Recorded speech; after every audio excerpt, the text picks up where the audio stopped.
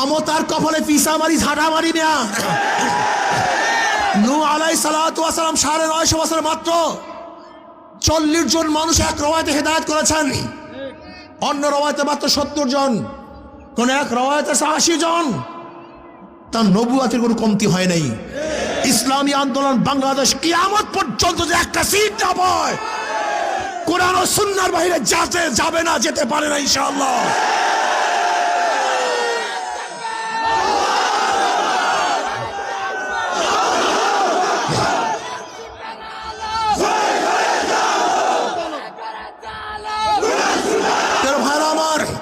আপনি দেখেন জামাতের সে আগের বক্তৃতা, এখন বর্তমানে বক্তৃতা।